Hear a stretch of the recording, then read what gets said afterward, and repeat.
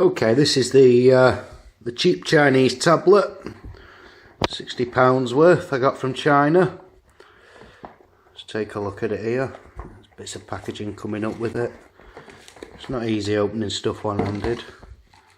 A bit of foam around it to hold it in place. It's quite well wrapped.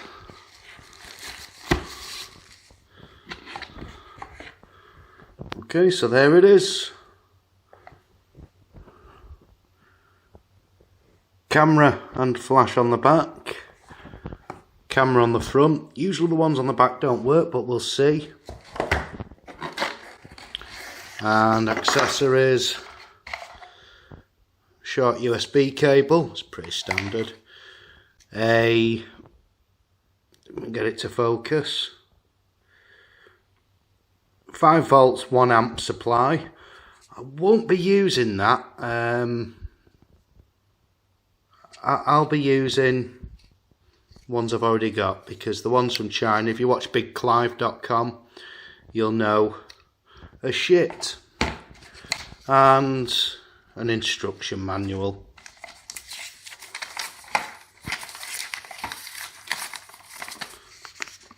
Which no doubt doesn't refer to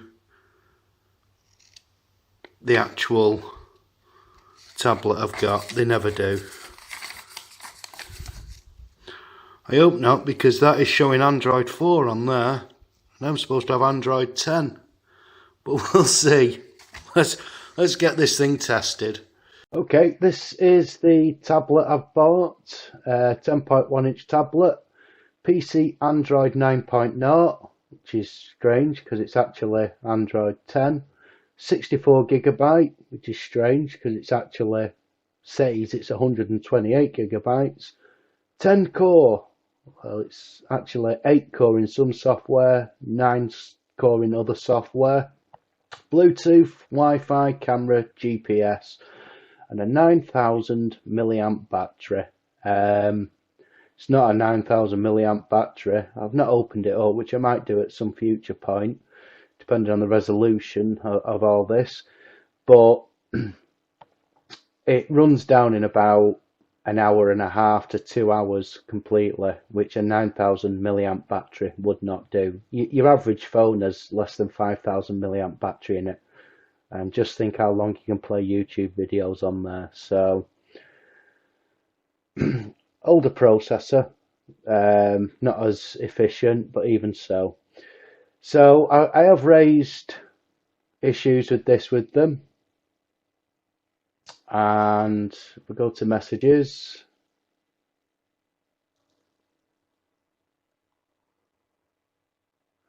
and we go right down to the bottom. By the way, this has changed. They've changed the description of this since I ordered it, which is something they do often, but they're still lying about it.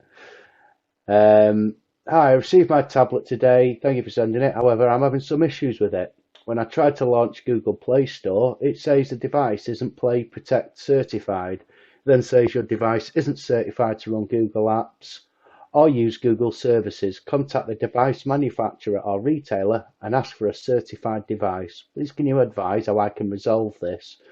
At the moment, I can't use any apps on the device. Thanks. And this was just to break the ice in there, just to see how they react to that. And they came back. Hi. Thanks for your kindly message and order. So sorry for this situation. Can you use it again? Could you kindly restart it and have a try again? Awaiting your reply. Thanks again. Best regards. So I came back. Hi, thank you for getting back to me. I restarted the tablet and tried again, but got the same message. I tried to do a factory reset, but it still does the same. I've managed to sideload Ada64 onto the tablet using my memory card. And it says the Android device is 5.1 Lollipop. The tablet is advertised as having Android 9, and the actual installed Android claims to be Android 10, but it's neither of these, which is apparently why Google won't allow me to log into it. According to what I found online regarding the problem, also the batteries claim to be 9000 milliamps, but it runs out in about an hour of use, which it wouldn't if it really was 9000 milliamps. And it's supposed to be 10 cores, but it's actually 8. I think you've sent the wrong tablet. please see attached photos, and I just attached photos of stuff that you're going to see in this video later on anyway, so I don't need to show you those. And they came back, "Hi, a little bit shorter this time and more to the point. Thanks for your message. Sorry to hear that. We are willing to refund £13 to you for the issue. Is that okay? Sorry for the inconvenience, and thanks." Well, that's not okay. Let's get into this video and see exactly what this Android is and isn't. Okay, let's take a look in a bit more detail at the actual specs of this tablet. Now, we go into settings and we go into about tablet. This is where it gives you all the fake information. Android version 10 there, as you see. If you've got Android version 10 at all, you'll know that if you click on it, it takes you into more information. This one, click it 10 times or 7 times, whatever, to get into that special mode. And, oh, what do we come up with? That's not the Android 10 thingy-me-bob. That's Lollipop, which is actually Android 5.1. So, bit of a clue there as to where this is going. Also, looking at things like the kernel version will give it away if you know that sort of stuff. If we go into here, serial number, that looks a bit sus. Obviously, this is stuff you don't find out until you bloody bought it. Let's look at the Imei information. Now, this is something you should never ever give out because it can be used to, you know, hack into people's phones and everything. You notice SIM slot 1 and SIM slot 2 have the same IMEI number. And actually, if we go on to the internet and do a search on that IMEI number, it comes back to a stolen Apple device. But there you go. It's just a fake number that they've used, they've put in there. Another problem with this, system updates. Do check for update. It does absolutely nothing. Absolutely nothing. So we do for system software updates. When we try to do that, network connection failed. It's got a network connection, as you can see up here. It's connected onto the 2G network. It will connect to 5G, by the way. I've just chosen not to. Try and refresh that. Network connection failed. There's obviously a lot of stuff going on here. This model number, you get very little back from that online if you search for it. It's not mentioned in the literature when you're buying it. But yeah, so in the about tablet and you know, all the information that it's giving you here is manipulated, and they can edit the config files to show basically whatever they want to. Screen size, that's not true. That's not the true screen size. All this aside, though, I mean, it looks like a Windows 8 or Windows 9 sort of menu. That not the Windows, Christ, Android. Now, if you try to go on and install apps on this, let's go to the Google Play Store. Checking info. This device isn't Play Protect certified. Your device isn't certified to run Google apps or use Google services. Contact the device manufacturer or retailer and ask for a certified device. Yeah, cheers. So you can't use Google Play Store. You can't add a Google account.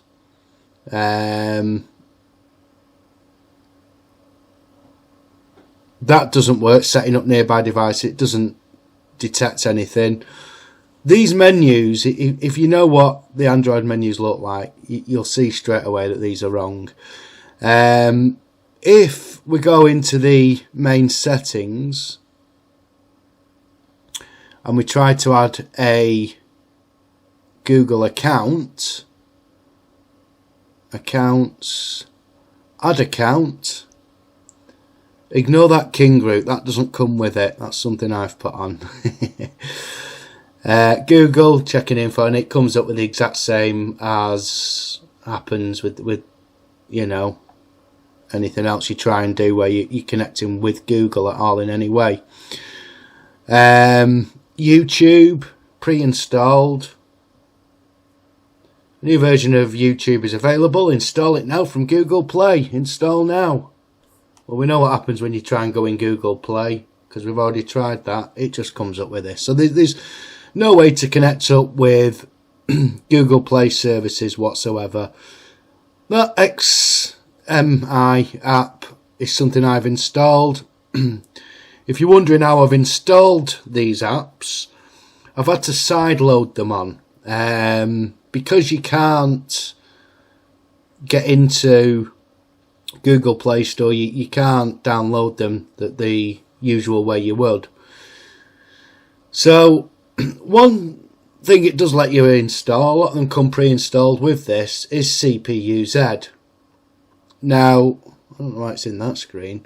If we go into CPU-Z and we have a look at this, it's basically confirms a lot of what the tablet says it's supposed to be. Although the screen resolution there, 1280 by 736, screen resolution in DP, 961 by 552. That's actually more accurate than what it was showing in system. But anyway, total RAM is showing 7577 megabytes. That should be a warning straight away. And internal storage 118.25 gigabytes. Now these are always going to be below. That's actually 8,000 megabytes. And that would actually be 120 gigabytes of internal storage, and available storage 112.51. It says you've got root access as well, which you haven't. Now you might think, well, bloody hell, that looks very good. Well, it's lies, because CPU-Z takes its information from a source that's actually just files that you, if you've got root access to it, you can actually manipulate those files to say whatever they want. So let's go to AIDA64. Now this is something that is blocked on these tablets, but you can sideload it on. As I say, I will do a separate video on how to do that. So in AIDA64, we're showing manufacturer GX, which I can't find any trace of. Installed RAM 8 gigabytes. Internal storage 118.25. These are actual files that they get the information from. If we go to CPU, 8 ARM Cortex 87, CPU clock 728 to 1664. Well, that's lower already than what it said it would be, but even that's not correct. We go to Android here, and it shows you the real version of Android that you're running, 5.1 Lollipop.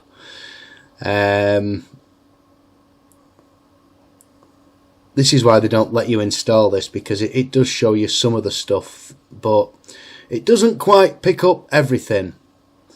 For that, we have to sideload an app on here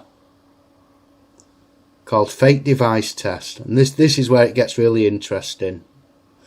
Now I'll have to flip this round on the screen so you can see it better, so sorry for the narrow picture in the middle of the screen, but it's best I can do.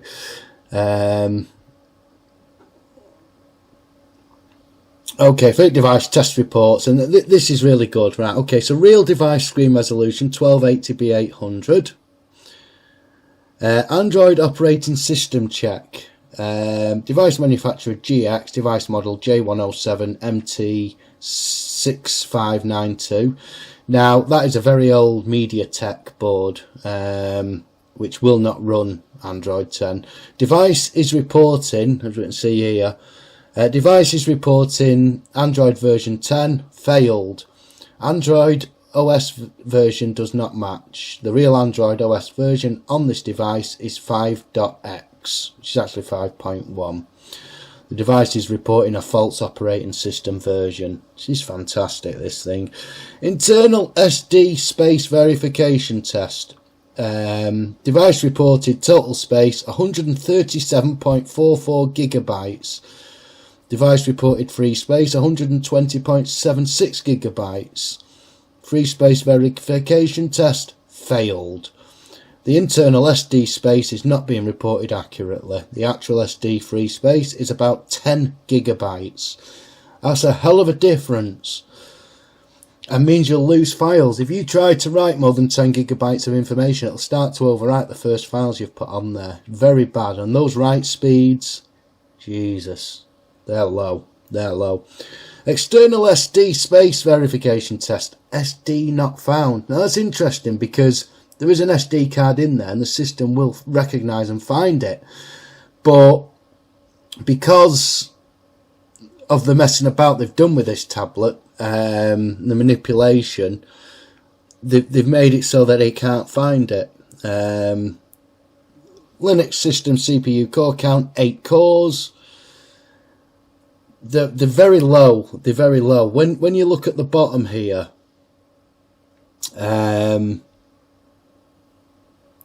where we can do the CPU core performance test. Now I'm going to start this, and what I'll do is I'll skip this video, so we'll come back once it's actually finished doing the test, because it takes forever. Whew, finally it's done. Right, if you look at the timestamp before, you know, I cut the recording off, and now it's took about half an hour to run this. Right. These, don't worry about all these figures, because we just come down to the benchmark score at the bottom here, and gives you some comparisons. The SDM845, which is what my Nokia 7.2 runs at. When I did this test on there, just to test the software out to make sure it was accurate, it actually overperformed my Nokia, which I was quite surprised at. The score, CPU bench score mark, now if we go back up here, CPU bench score mark, higher is faster, okay, so we're looking for higher numbers than what we should have. The score is 63. This is 10-year-old technology at least. The board this is based on, the actual board in here, is the MT6592. Or, you know, very close to it. Which should score 850. But this scores 63. Now moving on. After that poor performance, remember what I was saying about the RAM before, and it was saying it was 8 gigabytes and it was reporting 8 gigabytes everywhere. Well, it isn't. Here's the RAM test, and Linux kernel RAM information. No, mem total should be equal the amount of RAM device sold minus some overhead. Yeah, typically 100 to 500 megabytes. We get that. Some invalid values were detected in meminfo. Meminfo is the file that they write the info into. So, and memtotal. They're just files within Linux that you write to tell software applications what the device is capable of, so it can decide if software can run on it or not. The device's RAM is more likely around 4 gigabytes. I'd be surprised if it's even 4. I mean, 4's not bad. 4 gigabytes of RAM is good. If they'd have sold it honestly with 4 gigabytes, I'd have still bought it. Although, if they'd have said the bloody CPU was 4 times under the level it should be, I probably wouldn't. I love this at the bottom, recommendation. Now, you don't get this if it passes the test. You do not get this. and I've included a copy of this back to the seller on eBay. The device is using modified firmware to report fake specs. This can cause problems with apps crashing and the device not working correctly. If you can return this device, we recommend you do so immediately. If purchased from eBay, their policy is that the seller must also pay for the return shipping on items that are not as advertised, and this is definitely not as advertised. So make sure the seller sends you a prepaid return shipping label. If they refuse, ask eBay to step in and help. The camera icon at the top there is just telling you to take screenshots with it. And then has an advert for Wish underneath, another place you should never buy from. Brilliant. Now, this tablet, okay, it's not the worst thing in the world. If they'd have sold it with honest specs, you wouldn't really be that bothered by it all. But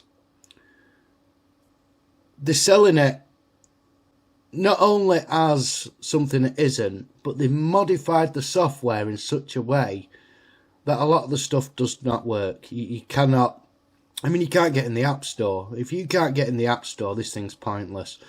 I don't know if the telephone works. It's got 2 SIM card slots, and I'm not putting my SIM card in there for 2 reasons. First reason being that I've got a nano SIM, and because this is such old technology, you need one of those bigger SIM. I can't remember what they call, micro SIM, I think. So I've not got an adapter. I'm not getting a bleeding adapter now. I don't want to put my phone in this. This was for use on Wi-Fi only. I've seen reports saying that because this advertises as 4G, that it does not run 4G, and it shouldn't do from the age of the chip. Mediatek, the company that make it, there's no references to this chip on their sites anymore because it's that old. So can you get online with it? Can you browse? Well, the first time I opened up the browser, it said it couldn't connect. I rebooted the laptop, reinstalled the factory software again, just did a factory reset on it, and it suddenly started to work and connect to the internet. So if we go in here, it takes you to Google, and obviously not signed in because unlike modern day Android devices, it all connects to your account and you don't need to sign in. I'm not signing in on this thing, not a chance. So let's go and try a YouTube video. We'll go to the mobile site. Now you can see this is loading up, not too bad. I mean, it's by today's standards, it's not great, but it's not too bad.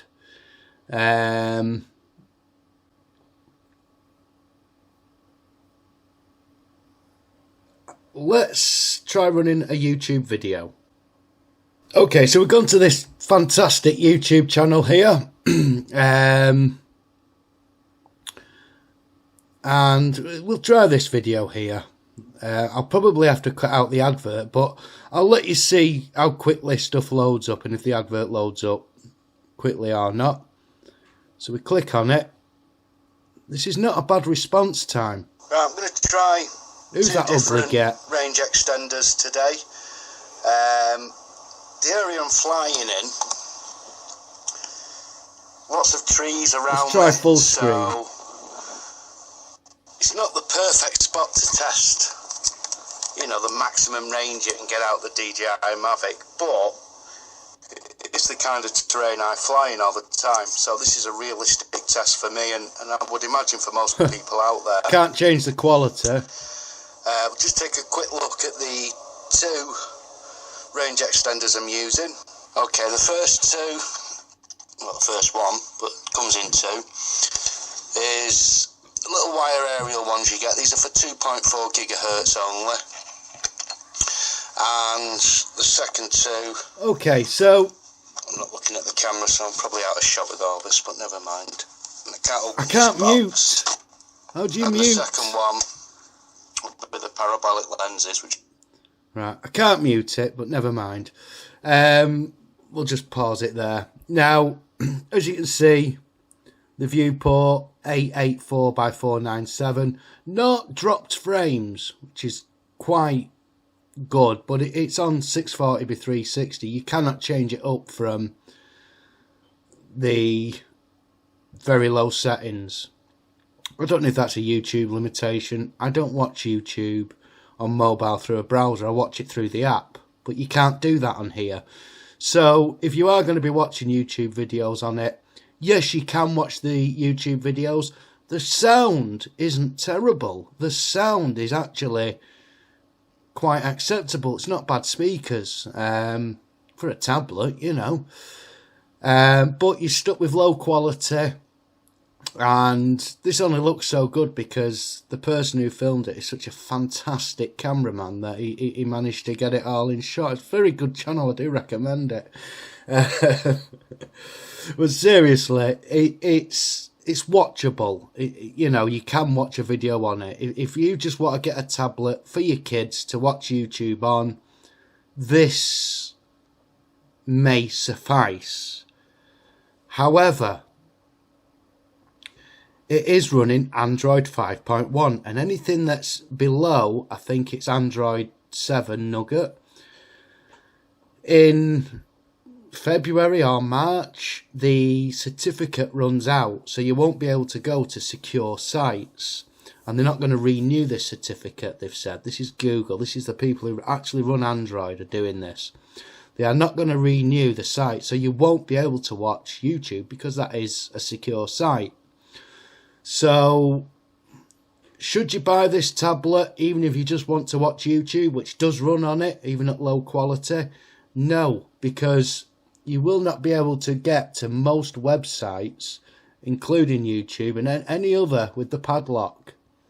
When you click this padlock here, it does nothing. You see? Even, well, anyway, that's a warning alarm straight away there for you. The padlock won't do anything. Can't get into it there. Page info, view certificate. Okay, so the certificate, it will not be able to read this certificate after a certain date. So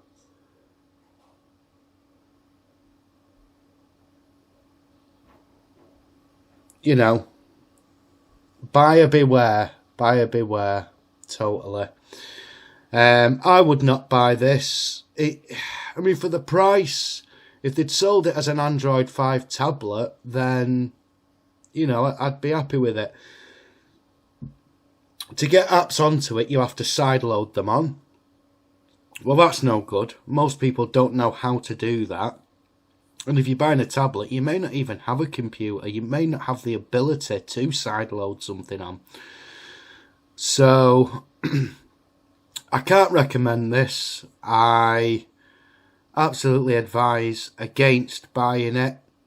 And if you have bought one, if you're watching this because you've bought one, then take the advice of the app, Fake Device app, which you can download, as I say, and send it back. Get your money back for it.